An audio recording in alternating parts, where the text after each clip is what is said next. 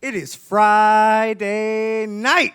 I have had a long week at work. I am out at a bar. I am with my friends, and I'm on the dance floor.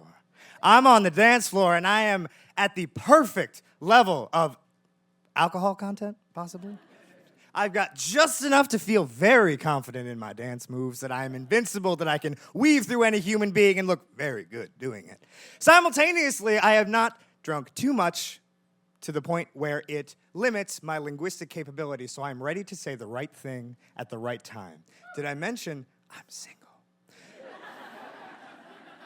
So I'm looking for somebody. I'm looking for the right person, and there she is. I am doing my sultry thing. I'm moving smooth as silk. I'm talking clean as a kitchen countertop, and she makes eyes with me. I make eyes with her. We start sauntering over to each other. She puts her hand on my hip. I put my hand on her hip. It is probably the greatest Friday night I've ever had. We're dancing.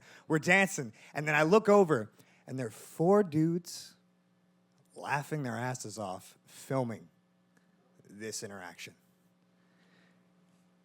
My name is Jon, and I have achondroplastic dwarfism. And unfortunately, sometimes what that means is that I look very good on a Snapchat story or an Instagram story, and a lot of what I do can be made very easily into a spectacle, which is very unfortunate. Now, I'm from a small town, Fishkill, New York. I moved here down New York City in 2013.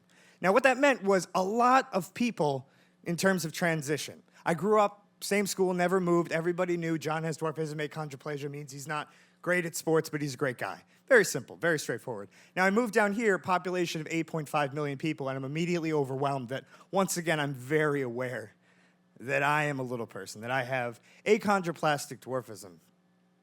And it reveals itself in all kinds of ways. First, I'm very photogenic, apparently. People love taking pictures of me. People love taking videos of me. People like commenting on maybe the way I'm walking, that I might waddle a little bit, or possibly the fact that I've got a lot of books in my backpack, so it's like I'm carrying my own body weight, and if I stop too short, I'm going to fall over.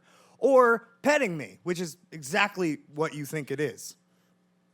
And it's frustrating, and it's aggravating, and simultaneously, it's psychologically conditioning to the point that every time I wake up in the morning and go to work and finish work and come home, I'm incredibly aware of where I am, where you are, what you have, and what you're doing with your phone. I become increasingly paranoid. I'm looking for people. I'm avoiding groups of people. And I am so cognizant of the angle that you have your phone that if you tilt it toward me in the slightest bit, it's like you're holding a weapon and I'm running away from you because I can't sacrifice 6 more hours thinking about what you might have done with that photo you might have taken. And I'm angry. And I'm frustrated, and I'm telling people, and I'm wrapped up in this world that I don't understand, that I can't feel good about myself where I'm living. And I'm trying to convince myself that maybe it's not even real. Maybe it's in my head. Maybe this one thing happened this one time, and everything else has just been painted to fulfill the rest of the experience. And I'm trying to calm myself down. I'm coming out of work. I'm on my phone. I'm trying to mind my own business. And then I feel this whoosh of air go over me. I look up, and I see a person running away from me, and it takes me a second to realize that someone just jumped over me. And I turn, and I realize that someone else just filmed it. Now I'm angry. I've been angry, but now I'm very angry because I feel like I need to make an action. I need to do something. I have to do something, but what am I possibly going to do? I can't catch up to you. I can't fight you. If I yell anything else, that's going to be on camera and make everything look a whole lot better. So what am I supposed to do? I keep walking. I keep walking very slowly. I pretend like nothing's happening. I'm trying not to give you any more satisfaction than you already have. I go down the subway, and I'm looking for a fight. I'm looking for someone to take out their camera. I'm looking for someone to make a comment because I've done nothing for too long, and I'm done doing nothing. But I do nothing. Until I get home and I decide that I'm going to show everyone what happens. I'm going to convince myself that I'm not paranoid, that these instances are accurate, and I'm going to document it. I'm going to make a film about my own experiences in New York City. So I do. I'm fortunate enough to get a hidden camera from DCTV, a place I was working at the time, and I walked around, and I captured, frankly, what I thought I would. People taking pictures of me. People shouting random things that, frankly, maybe that was what I wasn't expecting.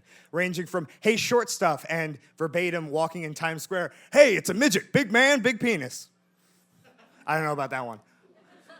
But I captured it all, and I put it together, And it felt good. It felt good. It felt honest. It felt like a good way of exerting, a positive way of exerting energy that at least I could feel confident about and I feel like I'm in control of. So I finish it up, I edit it up, I upload it online, and I feel good. I share it with a few friends. And honestly, I'm feeling a little bit better about my whole experience. Now, at the time, I was working as a freelance videographer, and I end up going out of town. And like way out of town, like out in a camp doing this whole thing. I don't have any cell service. I don't have any laptop service. I don't have anything.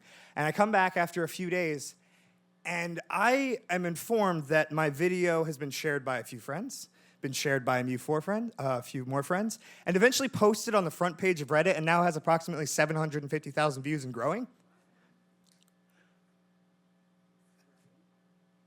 You remember in high school when you felt really passionate about something and you wrote it down in poetry and you felt really good about it, but then you hid it under your bed and you never talk about it now? Imagine if somebody went under your bed, took it, and literally showed it to 750,000 people, then 1 million people, then 1.5 million people. I'm shuddering. I take out my phone. My phone explodes with literally every single person I've ever met saying like, I saw your video, plus like some news organizations who want to do interviews. And then life starts to change. I start to meet my neighbors. My neighbors come out of the woodwork saying, hey, John, it's so good to meet you. Let me know if you need anything. Hey, John, I didn't know that happened to you. That's really frustrating. I'm so sorry to hear that. Hey, John, if anybody ever bothers you, we'll take care of them. You just let us know, and we'll take care of them. Very, very nice people. Very, very nice things. Honestly, positive things. I get to meet my neighbors. I get to meet more people. And in the lieu of it all, 1 million, 2 million, 3 million, I finally decide to do something that everyone recommends you should never do. I read the comments. And honestly, they were great. Like one person didn't like my earring. Everybody else. But people saying similar things. Hey, John, I really appreciate you sharing your perspective. Wow, I had no idea about, that this could be seen as offensive or frustrating or having to go through that day after day. And also, more importantly, people like me, people who were little people who had dwarfism, people who had other kinds of disabilities saying, I really appreciate you making this because I know exactly what that feels like, and I really appreciate being able to share this and do this and show this to other people to say, like, this needs to change, this needs to stop. And it felt good. It felt really good. That was 5 years ago, and I'm still here. And frankly, I love it here. I live in Queens. I have no reason, Queens. I don't think I have any reason to leave anytime soon. And I feel a whole lot better about my morning commutes. And the question is, what happened? Did your video change the world? I don't think so. I think that people saw it and it was valuable for what it was, but I think I learned a few things. First, I learned the style of a New York commute, which is 3 things. Head down, headphones in, stand clear of the closing doors, please. That's it, and I think a lot of other things bounce off you at that point. But the second thing is that I really feel like I met people. I got to know the city. I got to feel like I was at home here.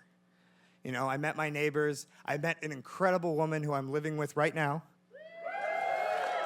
And 4-year anniversary coming up in February. We recently did something, a huge step in the relationship. We adopted a cat.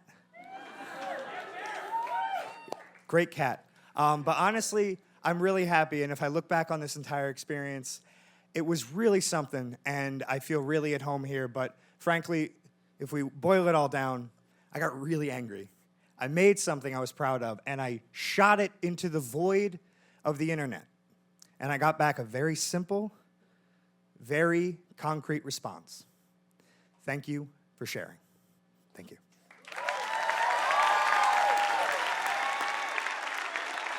That's Jon Novick.